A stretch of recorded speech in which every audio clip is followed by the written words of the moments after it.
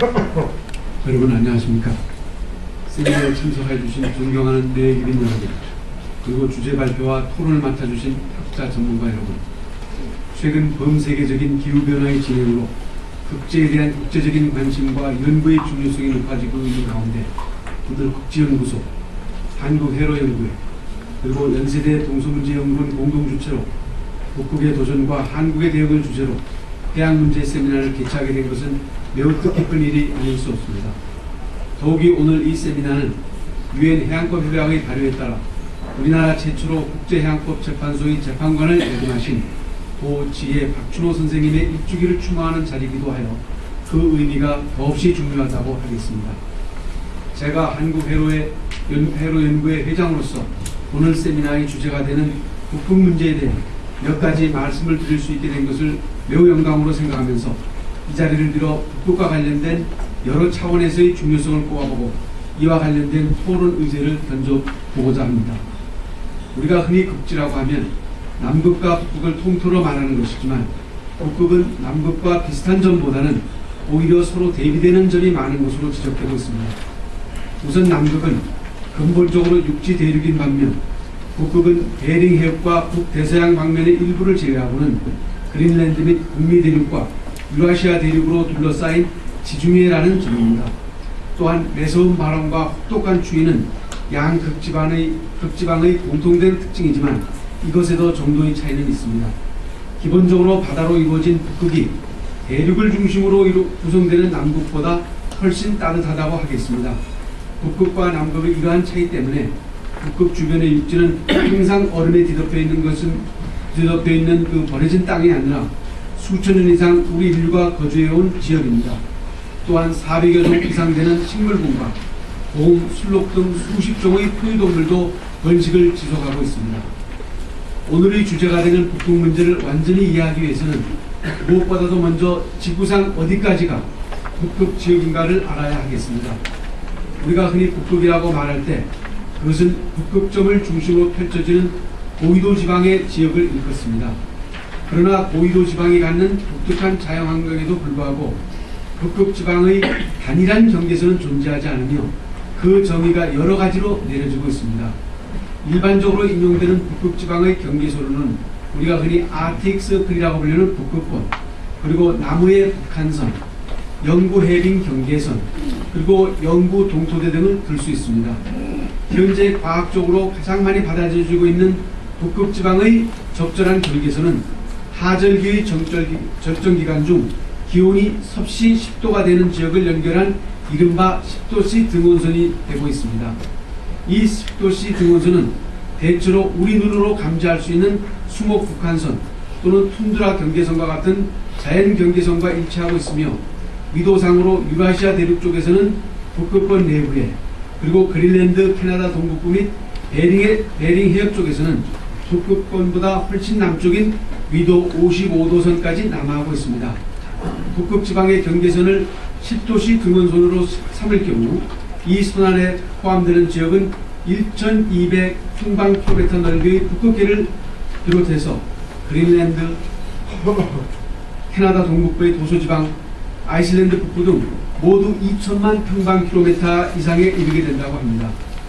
북극 지방의 중심이 되는 북극해에는 지구의 5대양 중 가장 이 북극해가 가장 면적이 작은 바다이며 그 크기는 정확히 1,225여만 평방킬로미터로서 인도양의 약 6분의 1이 조금 넘는다고 합니다. 과거 음파로 측정한 북극해의 가장 깊은 곳은 노르웨이 북단 스피츠버겐 군도 근처의 리트케 해곡으로서 그 깊이는 약 6,000m에 이르며 북극해 전체의 평균 수심은 지구 5대양 중 가장 얕은 1,080m를 기록하고 있습니다. 북극해의 가장 큰 특징은 무엇보다도 남극 주변과 같이 바다 주변의 대부분이 평균 두께 약 3-4m의 만년빙으로 뒤덮여 있다는 점입니다. 북극해의 얼음 두께는 곳에 따라서 12m까지 이르기도 합니다. 겨울 동안 북극해의 얼음은 약 1,100만 평방킬로미터까지 확대되나 여름에는 그보다 작은 520만 평방킬로미터로 줄어드는 것으로 관측되어 왔습니다. 그렇다면 왜 최근 들어 북극에 대한 국제적 관심이 증대되고 중요성이 높아지는 것일까요? 북극의 중요성을 몇 가지 차원에서 살펴보도록 하겠습니다. 우선 먼저 오늘날 북극은 지구 기후변화의 매우 유용한 경보가 되면서 지표 역할을 수행하고 있다는 점입니다. 많은 과학연구소들이 지구 기후변화의 진행으로 앞으로 30년 안에 북극의 얼음의 두께가 50% 이상 줄어드는 것과 함께 만년빙의 면적도 대폭 감소되고 또 그로부터 수십 년 이내에는 북극의 얼음이 완전히 녹아 없어질 것이라는 예측을 내놓고 있습니다.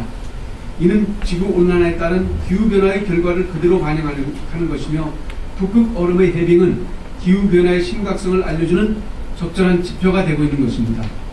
물론 북극 얼음의 해빙은 경제적인 측면에서 아까 이용금 소장께서도 말씀하셨습니다만 유럽과 아시아 그리고 북미 대륙을 보다 더 가깝게 연결할 수 있는 새로운 항로의 제공이라는 기회를 열어주기도 하지만 환경적인 측면에서는 앞으로 지구에 재앙이 닥쳐올 수 있다는 경고의 신호를 사전에 보내주는 것과도 마찬가지라고 할 수 있겠습니다.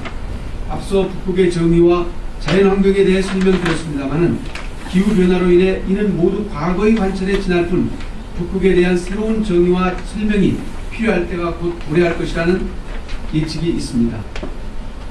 북극에 대한 두 번째 중요성은 자원의 부존으로서 북극 지역에는 지난 수년 동안 상당한 양의 석유와 천연가스 그리고 다른 유용한 광물 자원이 발견되고 있다는 점입니다.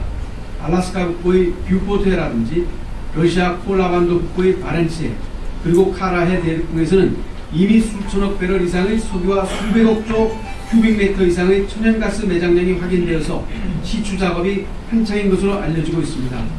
한편 석유와 천연가스 이외에도 금, 아연, 납 등 유용한 광물 자원의 매장 가능성도 높게 추정되고 있습니다. 북극의 중요성은 여기에서 그치지 않습니다. 이미 1982년 유엔 해양법 협약의 채택에 따라 북극과 인접한 국가들이 관할권을 확대함으로써 영토와 해양을 둘러싼 영유권 분쟁의 제기도 북극의 중요성과 관심을 고조시키고 있습니다. 북극의 영유권 분쟁은 지구 기후변화에 따라 북극 얼음이 점차 녹아 이전에 관측되지 않았던 새로운 영토가 나타남으로써 더욱 격화될 것이라고 예상되고 있습니다. 특히 북극은 인접 관련국들이 영토 관할권 주장의 근거로 이용한 이른바 선형이론, 섹터 시어리라고 부릅니다만 이런 선형이론이 처음 적용되었던 이 지역으로서 국제법적으로도 관심이 매우 높은 곳이라고 할 수 있겠습니다. 북극은 또한 군사 전략적으로도 그 중요성을 무시할 수 없습니다. 냉전 시대에는 미국과 러시아 양 강대국에 의한 핵 잠수함의 발달로 전략적 대치가 이루어졌던 지역이 바로 북극이며 최근의 과학기술 발달은 북극의 지역을 세계에서 가장 활발한 군사활동과 이와 관련된 탐사활동을 전개하도록 유도하고 있습니다. 미국과 러시아 두 강대국이 사실은 북극을 사이에 두고 아주 가깝게 인접하고 있다는 지리적 실상만을 보아도 북극의 전략적 가치는 충분히 인정된다고 할 수 있겠습니다. 북극의 이루 말할 수 없는 중요성과 가치 때문에 미국의 저명한 국제정치학자인 오란영 같은 분은 이미 20여 년 전에 북극 시대가 도래할 것이라고 예측한 바 있습니다. 최근 기후변화의 진행으로 북극 얼음이 빠르게 녹아 북극에 대한 국제적 관심이 다시 높아지고 있는 때 우리나라도 북극이 던져주는 도전과 기회를 적절히 활용할 수 있어야 하겠습니다.